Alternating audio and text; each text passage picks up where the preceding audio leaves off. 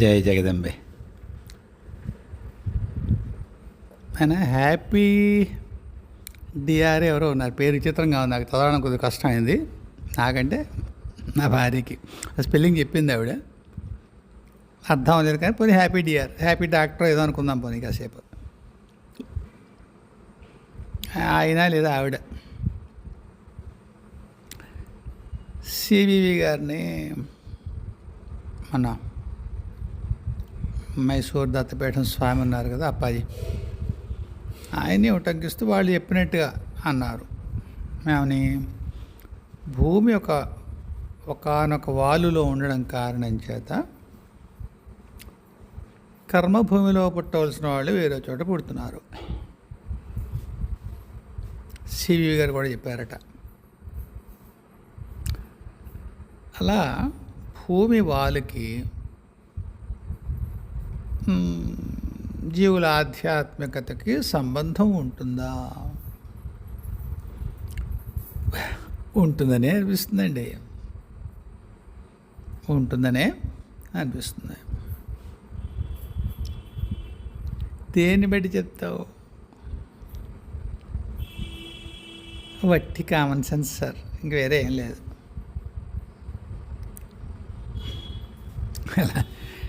ఎలా ఉంటుందంటే, నాకు చిన్నప్పుడు మా అమ్మ చెప్పిందో మా నాయన చెప్పినో ఏవో కథతో ముడిపెట్టుకుని విషయాన్ని అర్థం చేసుకోవడం అలవాటు. అదే ఇక్కడ కూడా చెప్తాను. ఒక ఆయన ఎవరో ఇందాక అడిగారు, మీరు చెప్పే విషయాలకి ఎంపిరికల్ వ్యాలిడిటీ ఉంటుందా అని. అంటే వాటిలో ఏమన్నా మనం ఇలా ఉంటే ఇలా, ఇలా ఉంటే ఇలా, ఇలా ఉంది కాబట్టి ఇలా అని ఒక కొలమానం వేసి దాన్ని సరిచూసుకునే వీలుందా? ఉంటే అటువంటి ఇన్ఫర్మేషన్ డేటా మాకు ఇవ్వండి.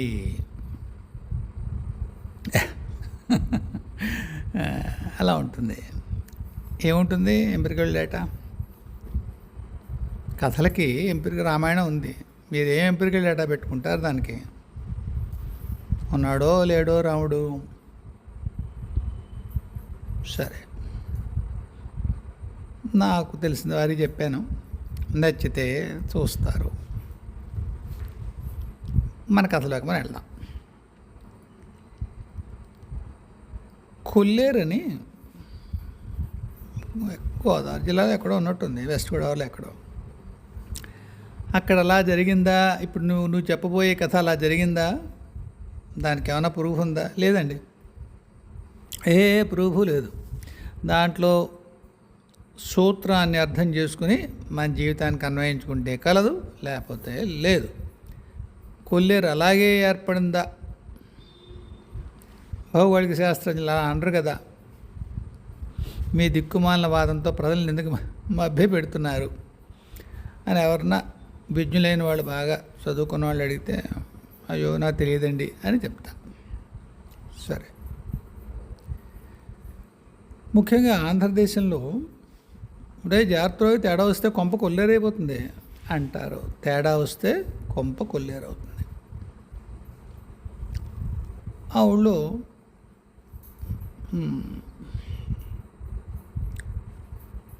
చాలామంది మామూలుగానే అన్ని ఊళ్ళో ఉన్నట్టే ఆ ఊళ్ళో కూడా ఉండేవారు. ఓసారి ఇల్లాలు పూజ చేసుకునే అక్షతలు పూజ కూర్చోబోతున్నాడు వాళ్ళు ఆయన. వాడు బుడ్డిగాడు ఏం చేశాడంటే అందులో ఒకటి పోసాడు. అర్థమైంది కదండి, అక్షతల్లో వాడు ఉసుపు పోసాడు. ఆవిడ చూసుకోలేదు. ఆవిడ నీళ్లు పోస్తుందని ఆయనే పోసుకున్నాడేమో. ఆవిడ కాస్త పసుపు కలిపేసి, బియ్యం పోసుకున్నారు, కాస్త పసుపు కలిపేశారు, పూజ చేశారు. మరీ ఏడాది పిల్లాడికైతే మూత్రం స్మెల్ కూడా రాదు అంటారు కదా, అన్నం తినకపోతే ఇంకా స్మెల్ రాదని, వాసన రాదని. అలా ఏదో ఉంటుంది. బుడిగాడు పోసాడు, వీళ్ళు చూసుకోలేదు, కలిపేశారు, పూజ కూడా చేశారు. అన్నాడు ఏమైంది? ఆ పూజ చేసిన ఆ పూజా స్థలం అంతా కూడా బంగారు అక్షతలు ఉన్నాయి. ఎందుకు అలా ఉన్నామని తెలియదు. ఏ నమ్మకాన్ని సూచించడానికి అలా జరిగిందో తెలియదు. వీళ్ళు తెలియలేదు, ఏదో అయిందనుకున్నారు. ఇటొచ్చి కల రావడం ఏదో జరిగింది వాళ్ళకి. అంటే పూర్తిగా అసలు చాలా పూర్తిగా ఇప్పుడు నాకు 65 ఏళ్ళు అనుకోండి, మా అమ్మాయి 5 ఏళ్ళకో 6 ఏళ్ళకో కథ చెప్పుంటే నాకు పూర్తిగా గుర్తుండదు. అని చేత ఏమైనా సొంతం ఏదో నేను కలిపి ఉంటే మన్నించని కథ పూర్తిగా తెలిసిన వాళ్ళు. తెలిసింది వాళ్ళకి ఇలాగా వాళ్ళు పిల్లాడు చేసిన పని ఇది. చంటాడు తెలియక అక్కడ పోసాడు, అందులో సరిగ్గా ఆ పాత్రలో పడింది. వీళ్ళు చూసుకోకుండా అలా చేశారు. చెంపలు వేసుకున్నారు, గోలు పెట్టారు. స్వామి స్వామి ఏమిట్లా జరిగిందంటారు. వాళ్ళు కల వచ్చి పర్వాలేదులేరా, నాకేం అభ్యంతరం లేదులే, నువ్వేం కావాలని చేయలేదు కదా, పర్వాలేదు వదిలేసే. కాకపోతే అతను బాగా బంగారు ధాన్యాన్ని అమ్మి బాగా డబ్బు సంపాదించాడు. మంచి స్థితికి వచ్చాడు. ఎవరో అడిగారు, ఏం జరిగిందిరా? పొరపాటు జరిగింది, మరి దయ్యమో ఎందుకు ఏది ఇందులో ఉన్నాడో ఏమిటో క్షమించాడు. ఇలా మొత్తం బియ్యం అంతా బంగారం అయ్యాయి, అది అమ్ముకున్నాను. అన్ని అక్షతలు వేసాడా, అంతా అమ్మాడా, అంత ఇల్లు సంపద వచ్చేంత బంగారం అయిందా? నిజంగా ప్రశ్న సమాధానం నిజంగా నా దగ్గర లేదు. మరి ఎంత అక్షతలు కలిపారో, ఎంత పూజ చేశారో, ఎంత మిగిలాయో, మొత్తం అక్షతలు కలిపినంత మేర బంగారం అయిందా? ఓడవ జరిగింది మొత్తానికి. అది చూసి ఊళ్ళో అందరూ వాళ్ళ చిన్నపిల్లల మూత్రాలతో అక్షతలు కలిపి దేవుడికి పూజ చేయడం మొదలెట్టారు. అందరికీ బంగారం అయిపోయింది, విపరీతంగా బంగారం. ఒక రకమైన ధనమత్తత వచ్చిన ఊళ్ళో. మిట్ట మధ్యాహ్నం వేళ ఒక రోజున ఒక ఆయన వచ్చాడు. ఇంటింటికి వచ్చి, అమ్మ మంచినీళ్ళు ఇవ్వండి అమ్మ, వేసంగి ఏమైనా చల్ల దాహం ఇస్తారా? ఈ ఆంధ్రదేశంలో ముఖ్యంగా గోదావరి జిల్లాలో అటువంటి టైంలో ఎవరిని వచ్చి దాహం అడిగితే, దాహం అంటే పూర్వం మజ్జిగ ఇచ్చేవారు, మజ్జిగ తేట. దాహం అంటేనే అది. అమ్మ దాహం ఇప్పిస్తారా అంటే ఇల్లాలు కాస్త మజ్జిగ తేట కలిపి ఇచ్చేది. మంచినీళ్ళ కంటే కూడా అదే ఇచ్చేవారు. ఎవ్వరూ ఇవ్వలే, అతను ఏసరించుకున్నారు. ఎవరైతే మొట్టమొదట పొరపాటుని ఇది కలిపారో వాళ్ళ ఇంటికి వచ్చాడు ఆయన. అయ్యో రండి స్వామి, ఈ వేళలో వచ్చారా అన్నారు.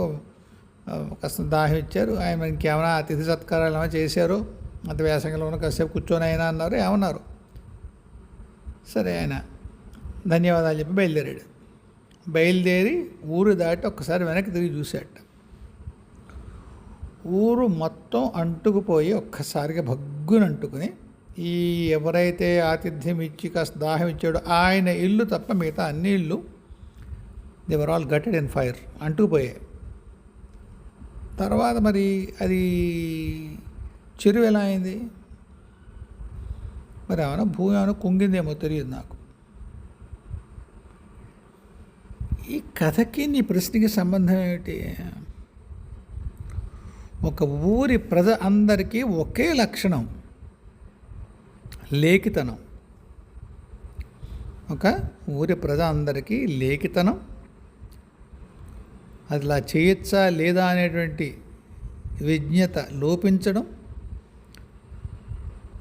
లోభంతో, మితిమీరిన లోభంతో, అతను చెప్పిన పొరపాటు జరిగిందిరా నా వల్ల ఇలా జరిగిందని చెబితే కూడా పొరపాటు చేసాడని తెలిసినా సరే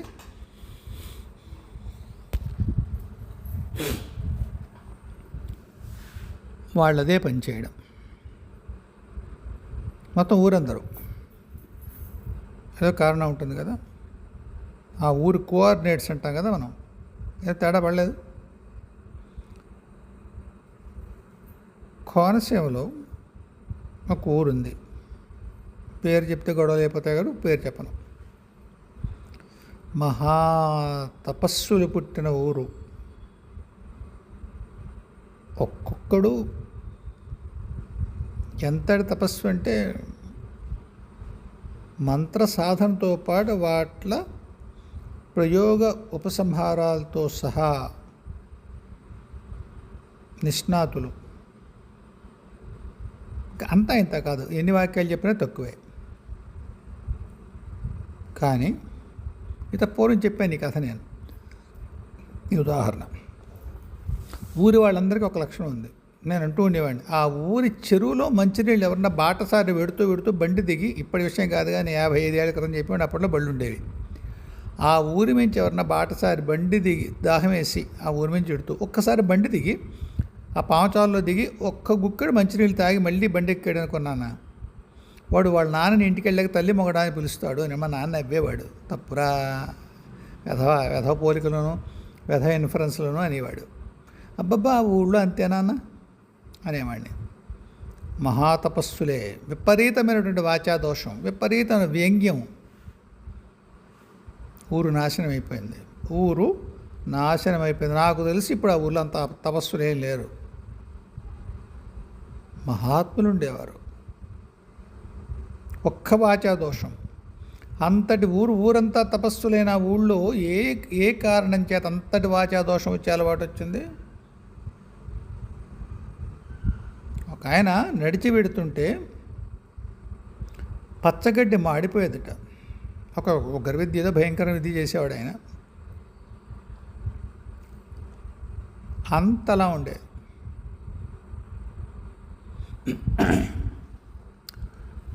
ఊరు ఇప్పుడు ఉన్నారు జనం, ఆ ప్రభ లేదు.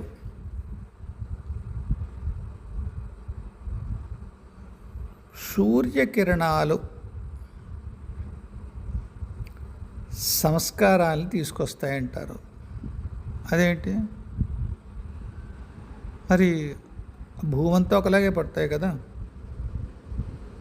కాదుగా, కాదు. ఒకలా పడవు, ఒక కోణంలో పడవు. ఒకే కోణంలో పడి ఉంటే మొత్తం భూమి మీద అంతా వాతావరణం ఒకలాగే ఉండాలి కదా? లేదు కదా. ఏ కోణంలో ఎటువంటి కోఆర్డినేట్స్లో ఆ కిరణం భూమికి చేరుతుందో ఆ సంస్కారాలు అలా పడతాయి. ఆ కోణం ఎలా నిర్దేశించబడుతుంది, ఎలా పడాలనేది? సూర్యుడు భూమి మీద తన కిరణాలను ప్రసారం చేసేటప్పుడు భూమి ఎటువంటి స్థితిలో ఉండి ఆ కాంతిని అందుకున్నది, పొందింది? వాల్లో ఉంది. ఏ వాలులో పడితే ఏ లక్షణం, ఏ సంస్కారం రావాలో ఆ సంస్కారం. ఏం మాట్లాడతావయ్యా? చెప్పండి. ఎంపిరికల్ వ్యాలిడిటీ లేదు చెప్పేదానికి. ఎందుకు లేదు? శీతకాలంలో పొద్దున్నే వచ్చేటువంటి ఆ కిరణాలు మీకు సంతోషాన్ని కలిగిస్తాయా? ఒకవేళ సుఖాన్ని కలిగిస్తాయా? ఒక రకమైన ఏముంటుంది దాన్ని, చక్కటి అనుభూతిని కలిగిస్తాయా? ఉత్సాహాన్ని కలిగిస్తాయా? అదే కిరణం వేసంకాలంలో అదే సమయంలో చిరాకుని, ఉక్కపోతని, కోపాన్ని కలిగిస్తాయా? అసహనాన్ని కలిగిస్తాయా? అవి లక్షణాలు కాదు, కిరణాల వల్ల వచ్చింది కాదు. అన్ని ఒళ్ళలోనూ ఆ కాలంలో ఆ కిరణం అలాగే ఉందా? ప్రభావం లేదుగా. నేనేం చెప్పదలుచుకున్నా మీకు ఏమన్నా కొద్దిగా అవగతం అవుతుందా? నేను చెప్పగలుగుతున్నానా? సూర్యకిరణం భూమి మీదకి వచ్చినప్పుడు అది ఒక సంస్కారాన్ని కలగజేస్తుంది. మనలో అందరిలో ఒకే సంస్కారం ఉంటుందా? ఎక్కువ మందిలో ఒకే సంస్కారాన్ని ప్రేరేపిస్తుంది. కొందరు అతి ఎక్కువ వేడిని భరించగలుగుతారు.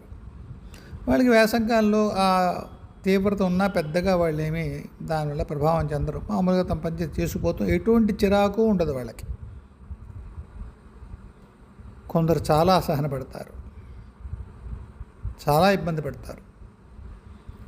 అదేదో ఊరు హిమాచల్ ప్రదేశ్లో ఎన్ని లక్షలు, 15 లక్షల మంది వెళ్ళారట 15 రోజుల్లో. ఎందుకు వెళ్ళారు? ఎండ నుంచి తప్పించుకో కదా, ఎండ నుంచి తప్పించుకుందికే కదా వెళ్ళారు. ఈ మధ్యనే ఒక వారం రోజుల క్రితం ఇప్పుడు. కాబట్టి సూర్యకిరణం ఒక్కొక్క ప్రాంతంలో ఒక్కొక్క ప్రభావాన్ని, ఒక్కొక్క సంస్కారాన్ని కలగజేస్తుంది. బీహార్లో ప్రజలు ఒకలా ఉంటారు, తమిళనాడులో ప్రజలు ఒకలా ఉంటారు. ఇప్పుడు తమిళనాడు ఉందనుకోండి, ఒక్క సాంబార్ ఉంటే సరిపోతుంది, వాళ్ళకి వెళ్ళిపోతుంది భోజనం. ఉత్తరాది ఏదో ఫలానా చపాతీ ఉంటే వెళ్ళిపోతుంది, ఫలానా రొట్టె ఉంటే వెళ్ళిపోతుంది. ఆంధ్రదేశంలో కుదురుతుందా? ఒకటి చెప్పండి, అది తినే సరిపోతుందని. ఒక వంట, ఒకే కూర తింటామనాలా? ఇక్కడ ప్రజల స్వభావం వేరు, సంస్కారం వేరు. ఆంధ్రదేశంలో ఏ కొత్త దేవుడు వచ్చినా అందరి దేవుళ్ళని వదిలేస్తాం మనం. షిరిడి సాయి వచ్చిన కొత్తలో మొత్తం భూప్రపంచం అంతా సాయిమయం. పిల్లలు, తల్లులు, కొట్లు, షాపులు, స్కూళ్ళు, ఆటోల మీద, సైకిళ్ళ మీద అన్ని సాయి బొమ్మలు. బస్సులు వెనకాల, బస్సుల కింద, మీద సర్వము సాయిమయం. పోటెత్తినట్టు వెళ్ళారు బస్సుల్లో షిరిడి. 80లో అయ్యప్ప, ఇంకొక ఆవిడెవరు, సంతోషమాత, శ్రీనివాస్ గారు, నండూరు శ్రీనివాస్ గారు 7 శనివారాలు వ్రతం చెప్పారనుకోండి, మొత్తం అన్నీ వదిలేసి 7 శనివారాలు వ్రతం చేస్తారు. అంతకుముందు వ్రతాలు లేవా కష్టాలు పోవడానికి? ఆయన ఎవరు చెప్తారు గిరి ప్రదక్షిణం అని. ఎక్కడ చేసేవారు గిరి ప్రదక్షిణం? అక్కడ అరుణాచల్లో. ఇప్పుడు ఎక్కడ కొండ ఉన్నా కానీ గిరి ప్రదక్షిణం చేస్తాం మనం. అందరికీ బొల్లిమడి మహిమలు కూడా జరిగిపోతూ ఉంటాయి. ఎక్కడి నుంచి వచ్చింది అది? ఆ ప్రాంతంలో ఒక సామూహిక సంస్కారం ఉంటుంది. మీకు ఒక పాశ్చాత్య దేశంలో ఆహార నిద్రలాగే మైథునం చాలా సామాన్యమైన విషయం.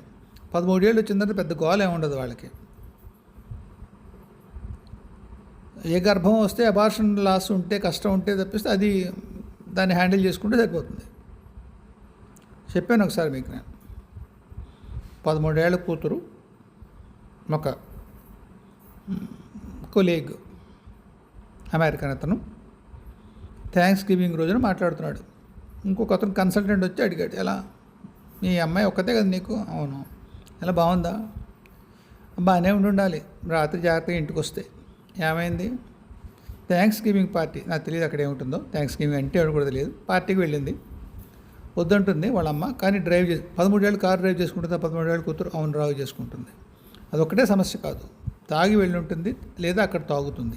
తాగిన తర్వాత సరిగ్గా ఉండదు, తాగిన తర్వాత సెక్స్ ఉంటుంది. 13 ఏళ్ళ కూతురు సెక్స్ ఏమిటయ్యా అన్నాడు వీడు. అయ్యో దానికి 3వ బాయ్ ఫ్రెండ్ ఏడాది, అది విషయం కాదులే, జాగ్రత్తగా ఇంటికి వస్తే చాలు అన్నాడు ఆయన.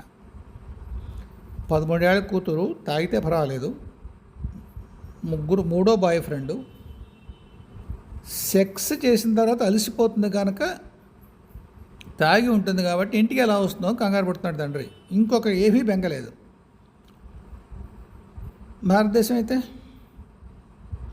ఇక్కడ 13 ఏళ్ళ అమ్మాయిలు ఎవరిని ముట్టుకొనేవారు అది నేను అంటలేదు, గగ్గోలైపోతుంది. దాన్ని ర్యాపిడ్ అండర్ వాడవర్. మనం చాలా రహస్యంగా, గుప్తంగా తల కొట్టేసినట్టు అయిపోయి, చచ్చిపోయి మనం చంపేసి, అంటేనే మొత్తం 13 ఏళ్ళ అమ్మాయిలందరినీ కూడా స్వేచ్ఛ విహరణకి ఒప్పుకోండి అని అంటలేదు. ఈ దేశంలో అదే పెద్ద విషయం కాదు. ఇదివరకు 12 ఏళ్ళకి 8 ఏళ్ళకి పెళ్లి చేసి 12 ఏళ్ళకి కాపురం పంపి 13 ఏళ్ళ కూతురు పుట్టి, పెద్ద కూతురికి తల్లికి 13 ఏళ్ళ వయస్సు తేడా. ఈ భారతదేశంలో పెద్ద విచిత్రాలు ఏం లేవు, కాకపోతే దానికి ఒక మంగళసూత్రం అవసరం ఉండేది పూర్వం. అది పాశ్చాత్య దేశంలో అక్కర్లేదు. అర్థమవుతుందా? ఆ దేశం మొత్తం ఎక్కడా కూడా అది పెద్ద విషయం కాదు. వాళ్ళ లాయల్టీ ఇప్పుడు ఉండాలి. ఒక పార్ట్నర్తో, నేను భర్త అంటలేదు, ఒక పార్ట్నర్తో ఉన్నప్పుడు ఇంకోళ్ళతో తిరగకూడదు. ఇంకోళ్ళతో ఆ టైంలో తిరిగితే వీడు రివాల్వర్ తీసుకుని చంపేస్తాడు. అలాంటి కేసులు ఉంటాయి. ఎప్పుడు వదిలిపెట్టి వాళ్ళకి అక్క వాళ్ళు పర్వాలేదు కదా అని లేదు. ఒక పార్ట్నర్తో ఉండగా, రిలేషన్లో ఉండగా లాయల్టీ ఉండాలి. ఏం మాట్లాడుతున్నాం? ఒక పూర్తి 2-3 ఖండాల యొక్క మనుష్యుల యొక్క ప్రాధాన్యతలు, నైతికత పట్ల వాళ్ళ అభిప్రాయాలు. నైతికత ఉంది లేదు ఇలాంటి జడ్జిమెంట్లు చేయట్లేదు సుమా. ఒక ప్రాంతం యొక్క ప్రజ వాళ్ళ స్వభావం ఎలా ఉంది, ఒక విషయం పట్ల వాళ్ళ అవగాహన ఎలా ఉంది.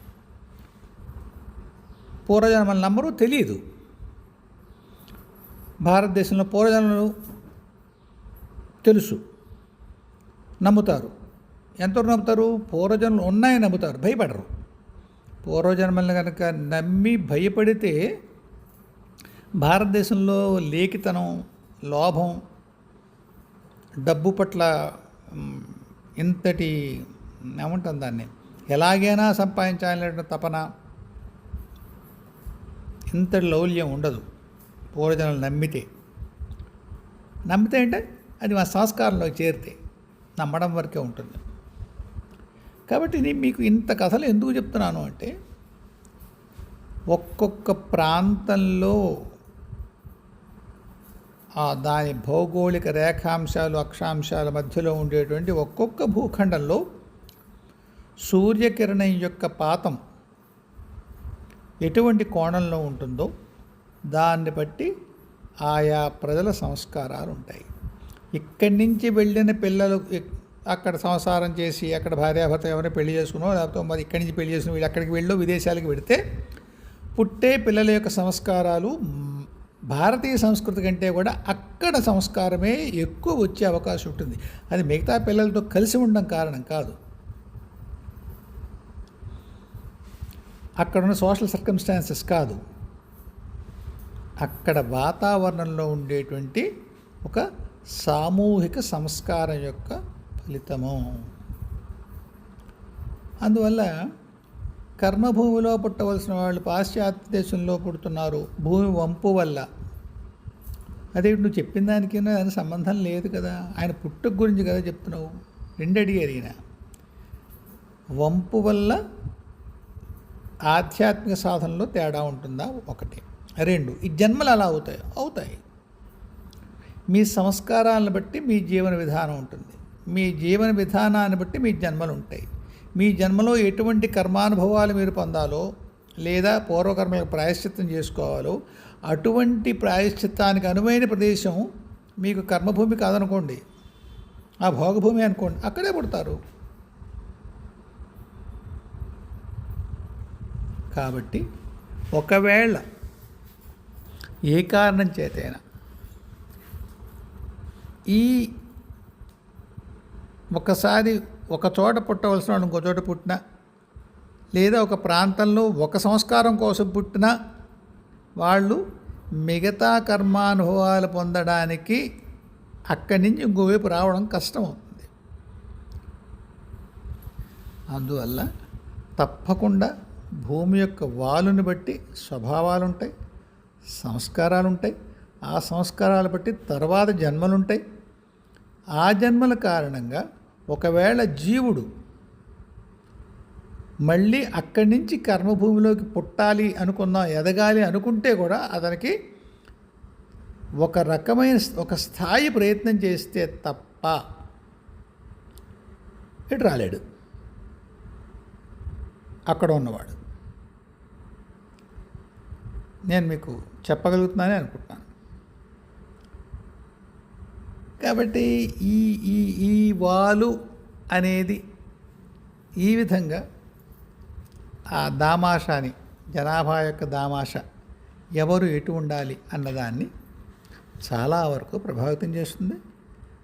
సాధనలు కూడా ప్రభావితం చేస్తుంది, సాధనా విధానాలను కూడా ప్రభావితం చేస్తుంది. అర్థమైంది కదండి.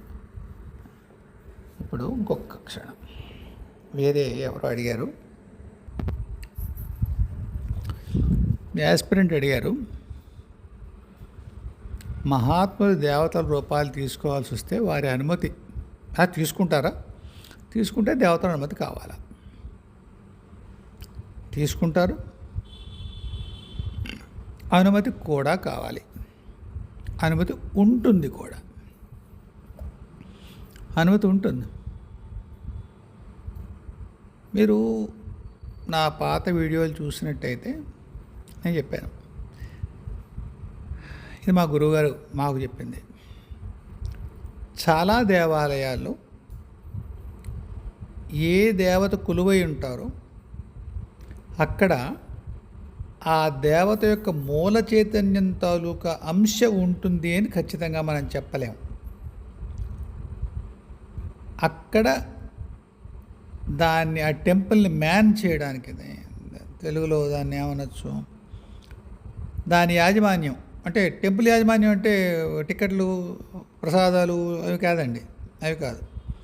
అక్కడ ఆ దైవంగా తను ఉండి వచ్చిన వాళ్ళ బాధలు విని వాళ్ళని అనుగ్రహించడం, వాళ్ళకి సహాయం చేయడం, ఇది నా ఉద్దేశం మ్యానింగ్ ది టెంపుల్ అంటే. అది కొందరు ఉన్నత చైతన్య స్థాయికి చెందిన సాధకుల్ని కొన్నాళ్ళ పాటు ఆ దేవతలు అక్కడ నియమిస్తారు. వాళ్ళ ఎక్కువసార్లు ఆ దేవత యొక్క భక్తులు అయి ఉంటారు. విష్ణుమూర్తి భక్తులు ఆయన గుళ్ళలో ఉంటారు. లక్ష్మీదేవి భక్తులు ఆవిడ గుళ్ళలో ఉంటారు. లేదు, శ్రీ విద్యలో ఒక స్థితికి వచ్చిన వాళ్ళు ఏ అమ్మవారి గుళ్ళో అయినా ఉండొచ్చు. ఎన్నాళ్ళు? కొన్ని దశాబ్దాలు. అంతర్లోకాల్లో అది పెద్ద కాలం కాదు. 100 ఏళ్ళు ఉంటారా? ఉంటారేమో.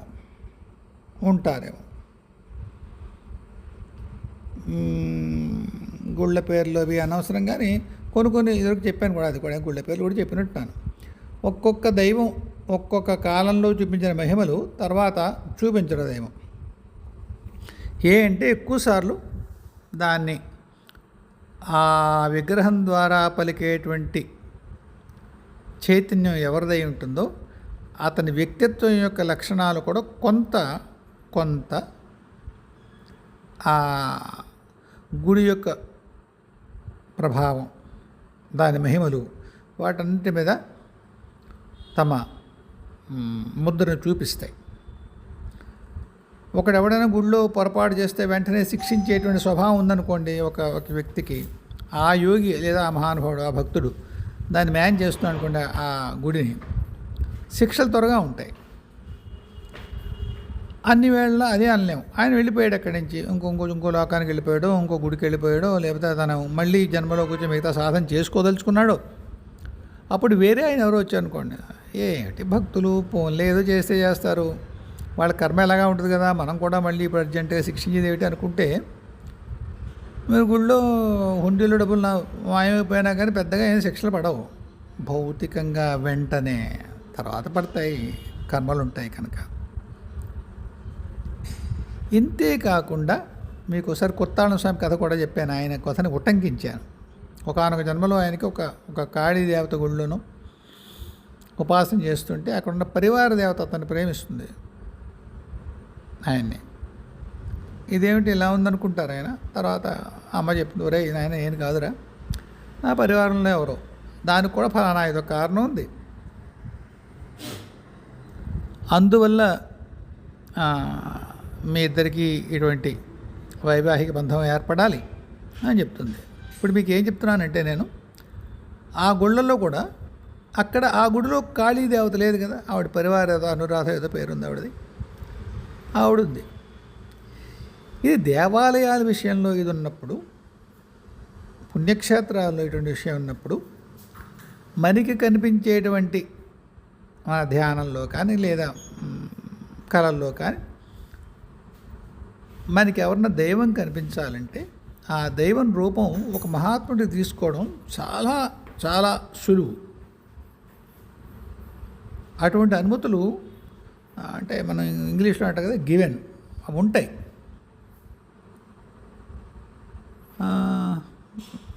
మళ్ళీ ఎప్పట్లాగే నా డిస్క్లైమర్, మీకు ఏమేం కష్టాలతో వస్తాయో తెలియదు, కానీ షిరిడీ సాయి కొందరికి శివుడిగా, దత్తుడిగా, ఆంజనేయ స్వామిగా, మరొకటిగా దర్శనం ఇచ్చాడు. చాలామంది మహాత్ములు, గురువులు తమ శిష్యులకి వాళ్ళ ఇష్టదైవాల రూపంలో కనిపిస్తారు.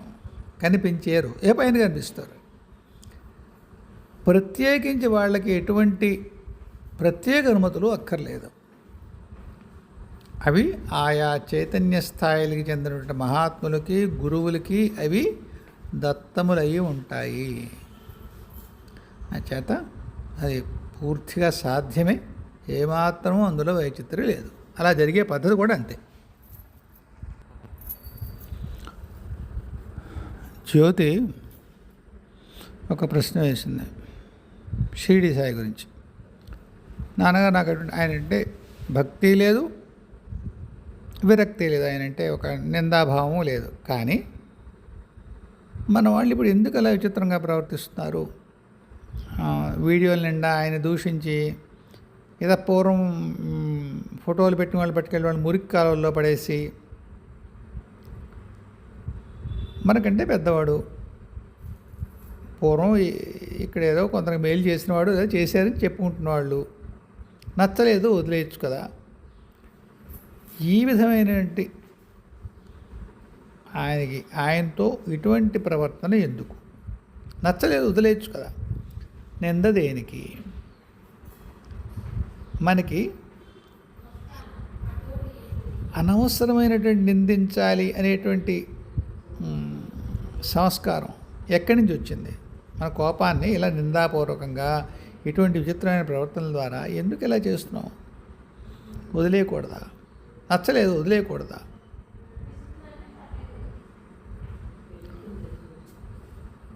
ఇది రకరకాల కారణాలు ఉంటాయమ్మా.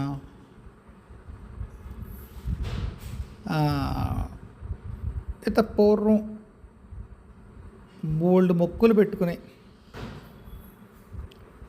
అవేవో మొక్కులు తీరిన తర్వాత వెళ్ళి ముడుపులు కట్టుకుని షిరిడీ వెళ్ళొచ్చి ఇంట్లో పిల్లలకి ఇంకెవరికో స్నేహితులు ఎవరైనా పిల్లలు ఉంటే వాళ్ళకు కూడా చెప్పించేసి ఆయన పేరెట్టించేసి ఇన్ని చేసిన వాళ్ళు ఎవరో చెప్తారు. ఆయన దహనం జరగలేదు, ప్రేతంగా మారి తిరుగుతున్నాడు. మీకు కల్లోకి వచ్చినప్పుడు, మీ కోరికలు తీర్చినప్పుడు, మీ పిల్లల పురుళ్ళు పుణ్యాలు కష్టాలు చూసినప్పుడు అప్పుడు ప్రేతం కాదా?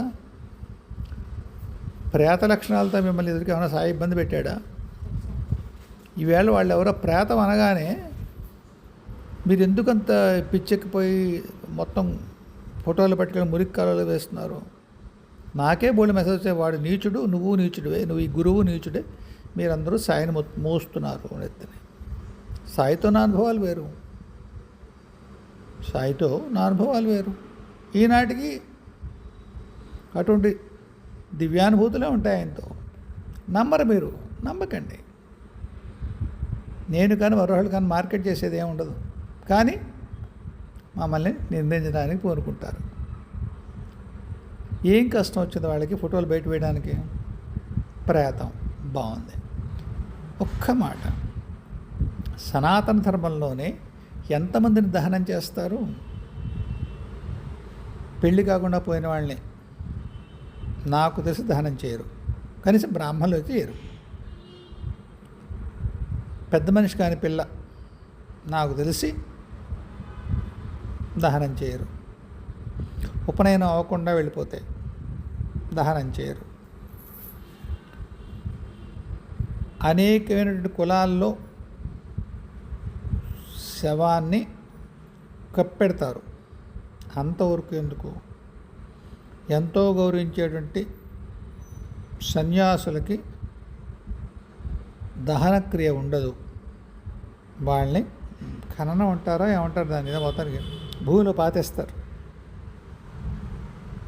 మరి వాళ్ళందరూ ప్రేతాలు అయ్యారా?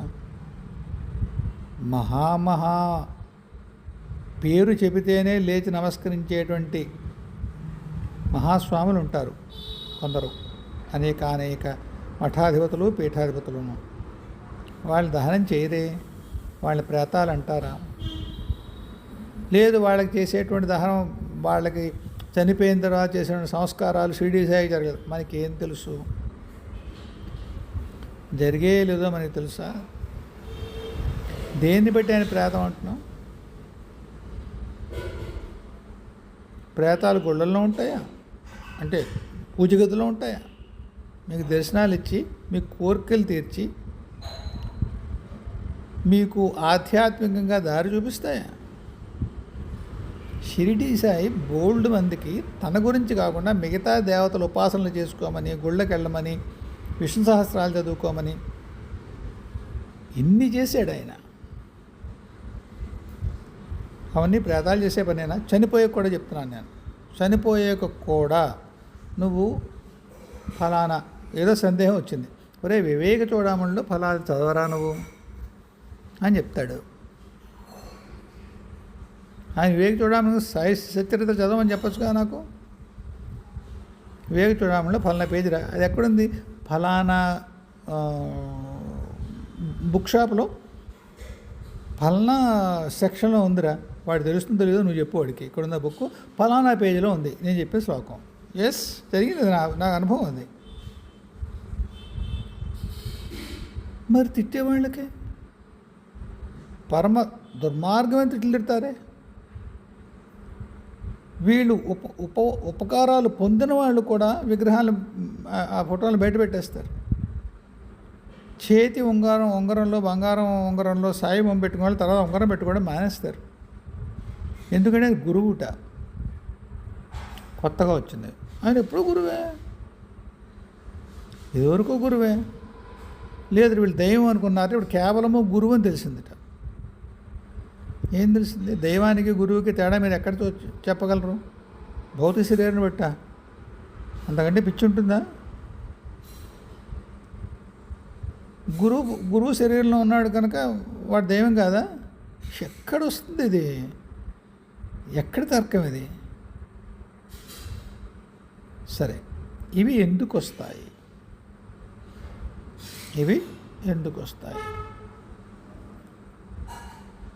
ఒక సామూహిక విధానంలో ఒకవైపు వెళ్ళడం, మొత్తం సమూహం అంతా అలవాటు ఉన్న ప్రాంతాల్లో ఇది జరుగుతుంది. చెప్పాను ఇందాకనే, ఆంధ్రదేశంలో ఏ కొత్త దేవుడు వచ్చినా ఎక్కడ గోదావరి అవతల పక్క అప్పన్నపిల్లి ఏదో ఉండేది వెంకటేశ్వర స్వామిది. అక్కడ నాకు తెలిసి విగ్రహం కూడా ఉండేది కాదు. ఆ భక్తుడికి ఆయన కనిపించేవారో మాట్లాడేవాడో వెంకటేశ్వర స్వామి నాకు తెలియదు. అప్పట్లో చెప్పుకునేవారు. వేల మందికి అన్నదానాలు చేసేవారు ఆయన. ఏమండి, హఠాత్తుగా అప్పనపల్లి వెళ్ళడం మానేశారు. బస్సులు, ప్రత్యేక బస్సులు విపరీతంగా ఉండేవి. యానా నేవతలు ఉండేది అప్పనపల్లి ఉంది. ఇప్పుడు ఆ ప్రభ లేదు నాకు తెలిసి. ఎందుకు మారింది? యానాన్ దగ్గర కాకినాడ దగ్గర మహాలక్ష్మి అని ఒక గ్రామదేవత గుడి, చొల్లంగేమో అక్కడ ఉండేది, ఉంది ఇప్పుడు కూడా. ఎన్ని వేల మంది వచ్చారంటే చుట్టుపక్కల నుంచి కాలినడిగిన గురువారం నాడు నడిచి వచ్చేవారు. యానా నుంచి కాకినాడ చొల్లంగి వరకు నడిచి వచ్చేవారు. మొక్కు పెట్టుకొని మొక్కులు తీరేవి. హఠాత్తుగా ఆ గుడికి జనం వెళ్ళడం మానేశారు. ఆ పోటెత్తినట్టు ఉండేటువంటి జనం మానేశారు. కొన్ని ఏళ్ళ క్రితం ఉండని తెలిసింది. మళ్ళీ దీనికి ఏ సాక్ష్యాలు ఇవ్వలేను, ఎంపిరికల్ వ్యాలిడిటీ అడిగినానికి నమస్కారం, ఏ సాక్ష్యం ఇవ్వలేదు అని కలిసింది. ఇలా ఉందిరా నాన్న అంది. నేను చూసి ఈ కారణం చేత ఇలా జరుగుతుందమ్మా అన్నాను. ఏమన్నా చేయగలమా అంది. అమ్మ నేను చేయడం ఏంటే, నువ్వు కల్లో కనిపించి చెప్తే వింటారు. కల్లో కనిపించకూడదురా, కనిపించగలిగితే నేనే చెప్పేదానిగా. నాకేవో నియమాలు ఆయన అది ఆ ఉల్లంఘన చేయకూడదు. నేను నువ్వు చెప్తావా? అమ్మా నేను కల్లో కనిపించి చెప్పగలుగుతాను అనుకోవట్లేదు. అక్కడ వాళ్ళకి నా నేను అనుకుని కల్లో కనిపించడం ఇంకా నాకు చేతనవుతుందని నేను అనుకోనమ్మా, కానీ నీకు అక్కడ ఇబ్బంది లేకుండా చూస్తాను. ఏం చేస్తావురా అంది. అక్కడ ఉండి నేను ఆపరేట్ చేయలేకపోతున్నాను నాన్న,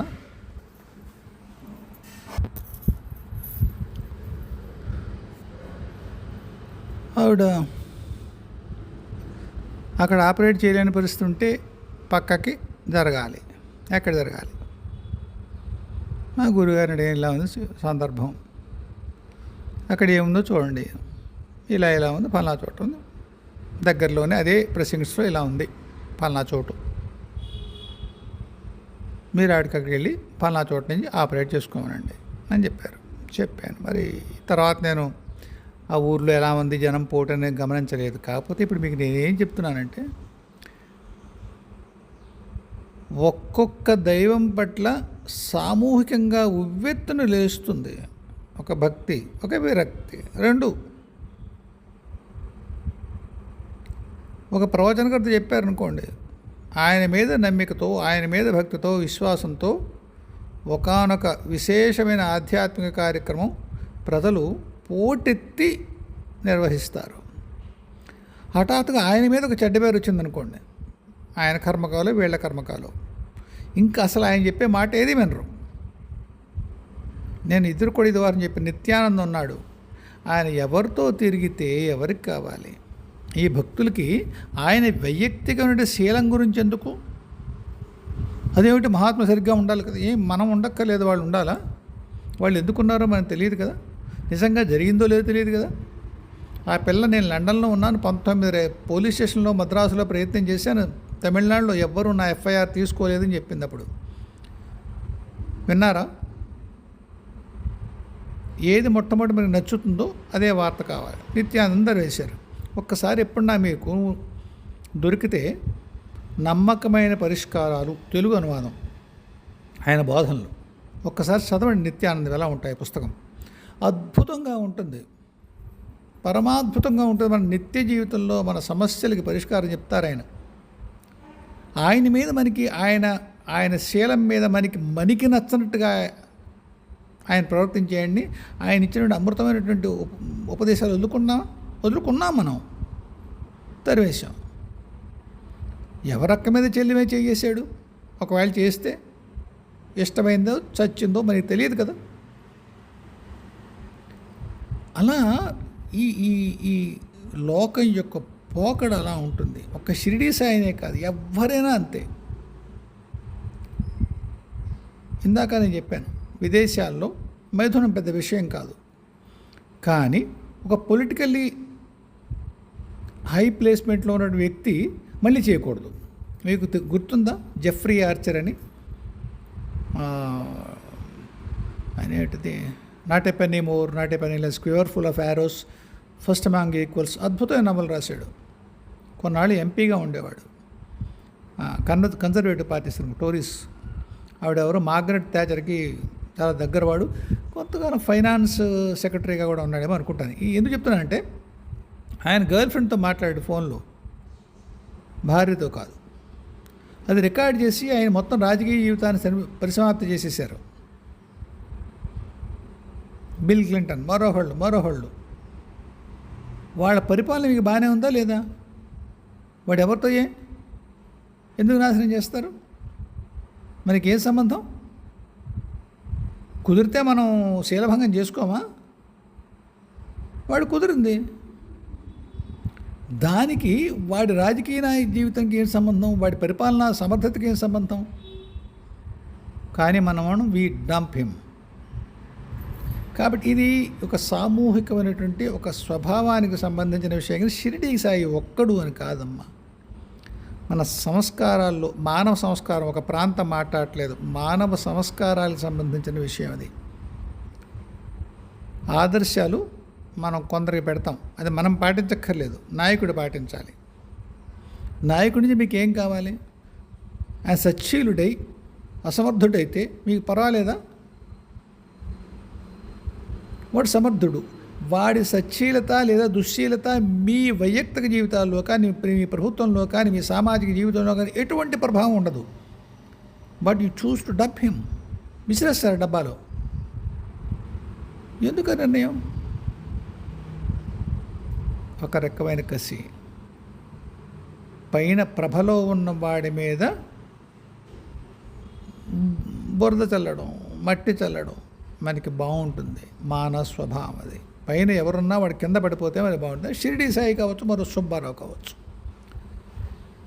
కాబట్టి ఇది సంస్కారాలకు సంబంధించిన విషయమే కానీ షిరిడి సాయికి ఎటువంటి సంబంధం లేని విషయం. ఏదేముంది ఆయనకు తప్పవేయడమ్మా, అతనేం ప్రభావితం చెందిస్తాయి ఇవి. అయితే దానికి వేరే కథ ఏదో ఉందంటారు, కారణం ఉందంటారు, ఏదో సామూహికమైన కర్మ ఏదో తీరుతుందంటారు. అది మరి తెలియదు పూర్తిగా. కానీ కారణమైతే ఇది. దానికేమి పెద్ద పూర్వం ఆయన చేసిన మహోపకారాలు పొంది కూడా ఈవేళ ఆయన చేసిన మహాపకారాలు ఏం లేవు. అక్కడ డబ్బులు ఇంకెవరికో వెళ్ళిపోతున్నాయని ఒక అనుమానం.